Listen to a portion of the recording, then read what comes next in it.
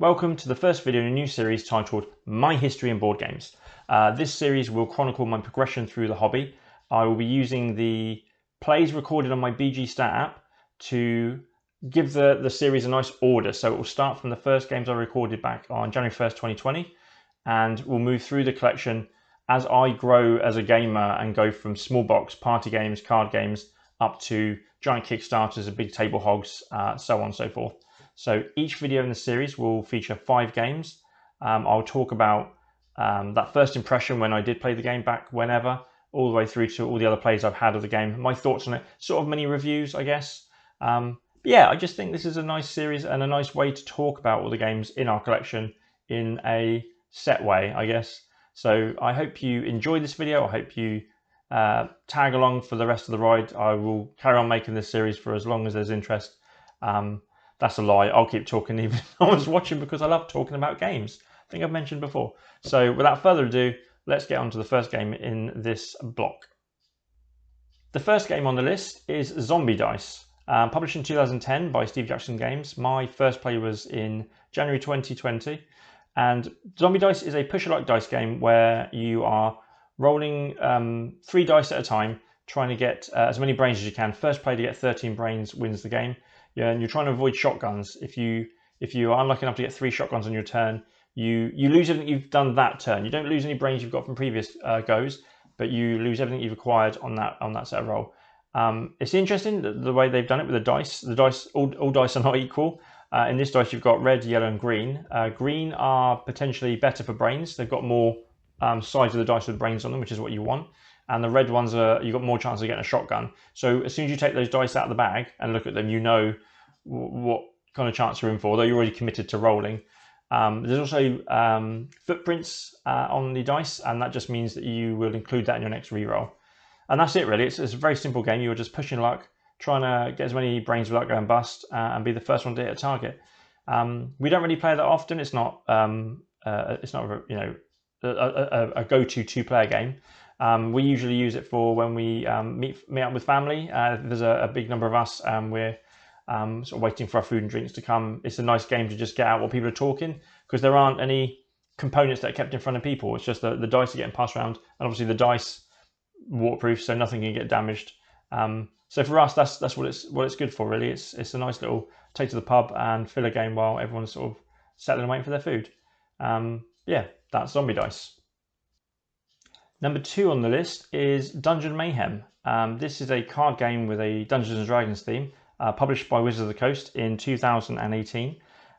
There's been a core set, a Baldur's Gate expansion, which we do own, and there's also been a Monsters Madness, which is a big box and holds everything. And as somebody that's a collector, I immediately got that. In the game, you're taking on the role of one of the characters, and you play cards with little symbols on the top corners that can attack, can heal, can play new cards, and you're trying to take your opponents down from 10 health to 0. Last person standing wins. So there is player elimination in this game.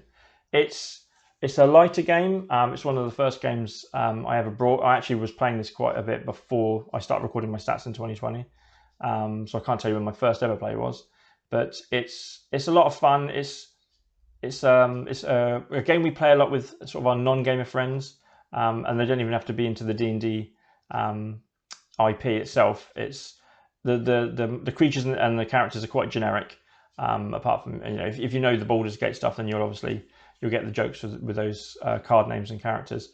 But it's just a very simple card battler as you're just attacking other players, picking them off or trying to keep yourself going. Every character's got their own handful of special moves as well, which stand out and do very cool things.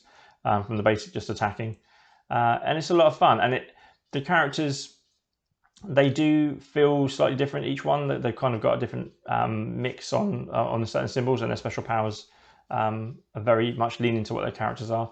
I do like the Monster Madness. You've got a lot of the core D&D monsters, like you've got the Beholder, you've got the Mind Flayer, you've got the Gelatinous Goo. So the Monster Madness set is actually really, really good for the people that do like the D&D. But yeah, it's just a really nice card battler game. It works very well one-on-one, and it's also quite nice as a big group, because then you're not getting targeted all the time, and you got a chance to heal up while other people are being picked off. But that's Dungeon Mayhem. The third game on the list in this video is Splendor, published in 2014 by Space Cowboys. My first play was January 3rd, 2020. Splendor is an engine building game where you're taking really nice sort of poker chip tokens with gems on them, and you're using those to purchase cards from 3 different rows. Each of those cards has its own gem cost and also has a specific gem in the corner of its card, and it most likely has points as well. And the cards you buy then go in front of you and become your engine in that they are permanent gems. So you start relying on the chips less and less as you build up a nice set of all the different gem colors you need to then start purchasing cards. Turns are super quick because there are 4 actions. There's taking gems in 2 different ways. There's reserving a card to get a gold token, which is like a wild, and then there's purchasing a card from the sort of the 3 rows you've got there. So there are only 4 actions, and they're very, very quick to take.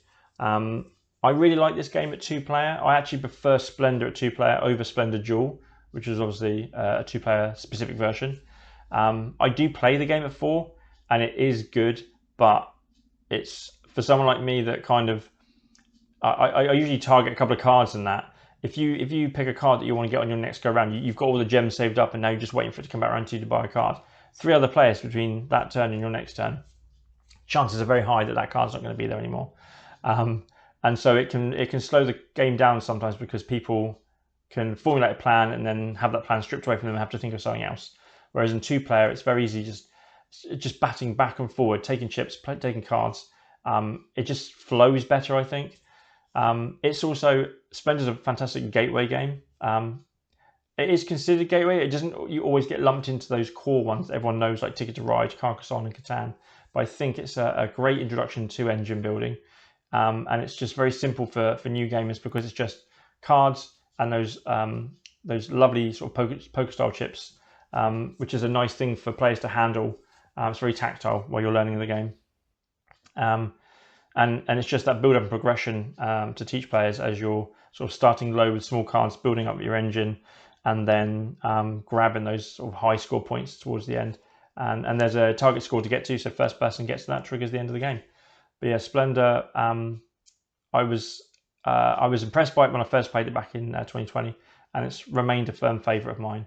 It doesn't get played enough, unfortunately, because there's just too many games to play. But yeah, Splendor is a great game. The 4th game in my history of board games is Roll For It. This is a small box dice game that was published in 2011 by Calliope Games. I first saw it featured on Will Wheaton's tabletop, and I've been playing Roll For It for years before I ever recorded my stats. So although my stats have a certain number of plays on them, I've played many, many, many more games of this. The aim of the game, so there are 3 cards face up on the table, and each of these cards has dice values printed on it.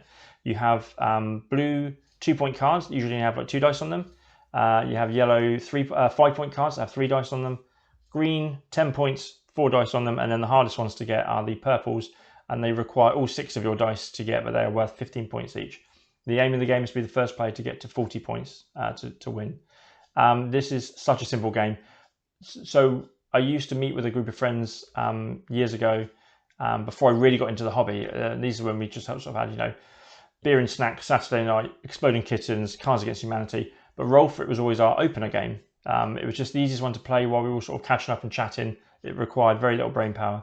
On your turn, you just roll your dice, and any of the numbers that match the cards you want to go after, you then place those next to those cards. So you might not get all the dice you need for a card on a certain turn, have to wait till the dice till the roll comes back round to you. But meanwhile, other players are also placing their dice, so you know who's going after what, and you're trying to get that card before them. We've had a lot of games that end with everyone's like 5 points from winning, and we're all chasing the same card. We've all got our dice on one of the big cards, the big 6 dice cards, and we all just need one number to win it. And it's just roll until someone finally gets like the number they need. Yeah, it's just a nice, simple game. I've just recently started teaching it to my son. He loves it. He's getting into less kids games, and he started looking at our collection with envy. So he's playing a lot of Roll For It and a lot of Yahtzee lately.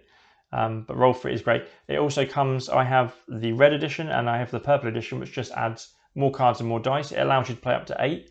I don't think I'd ever go up to 8. It would just you'd be waiting a long time for your turn. I only brought the second box because we found that sometimes we had another player around, and it just meant we had to discount the game because it was only a 4-player game. So it just gave us an extra set or 2 of dice and some more cards to play with. But yeah, Roll for It is very basic. It came at that early point in my in hobby for me, where it was just like, ooh, dice and cards. But it's remained a firm favourite with me and my friends. Still play it a lot to this day. Yeah, Roll for It. And finally, for this video, number 5, we have Carcassonne, published in 2000. I have the Z-Man Games version of the base game. This was as I started to explore the hobby. I kept going into my local bookshop and seeing a couple of these games as they were starting to sell them. And I kept reading the back of the game, and I had no idea what a meeple was. I had no idea of the concept of placing a meeple, but then taking it off and scoring. And it perplexed me in those early days. And then I got a voucher for Christmas 2019. So I was like, damn it, I'll take a chance. And I picked up a copy of Carcassonne and haven't looked back. And while some people kind of grow out of Carcassonne, maybe because of its simplicity, because it is just placing tiles and scoring a number of ways, I absolutely love Carcassonne. I will play it. Anyone mentions this game, I will jump in and play a game of it. So you're just placing tiles and building out a map, a shared map on the table with a mixture of fields and cities and roads, and yeah, you just place your meeple down where you think it's going to score good. So you want to get one of your meeples on a road, and you want to make that road as long as possible, so that when the road ends, you score for the points of it. You want to build those cities and make them as big as possible. Cities are my favourite thing in the game because I am, to the detriment of my game sometimes, I'm constantly trying to steal people's cities. Sometimes it works, it gives me big points, sometimes it doesn't. And because there's very clever rules of how you can do it, because you don't jump in on someone's city straight away. You have to place a tile with a city section on it close enough so that another tile can link those two together. I just love winding people up by doing that. I do a lot to my wife. Unfortunately, we've got a couple of expansions that have slowly started to hinder me now. So we've got the Inns and Cathedrals expansion, the first one they did, which chucks in the cathedral tile, which is super harsh, because if you don't end up finishing your city, you score no points for it. So something my wife likes to do, if I do steal one of her cities, she'll then stick a cathedral down if she thinks she can't take it back from me. And then she'll start building out that city with tiles so that I can never complete it. She'll always add on like more openings to the city to take away my points. It failed her once. I scored big, really big once. It backfired on her. But yeah, Carcassonne, it's a game I don't care how many people I play with. Like 2-player, just me and the wife, is fantastic. 4-player, 5-player, brilliant. And I haven't played a lot of the expansions, but I'm eager to try as many as I can, because it's a game, if you play it enough, the vanilla becomes not boring, but just a little stale. So mixing new mechanics in is a great way to keep life in the game.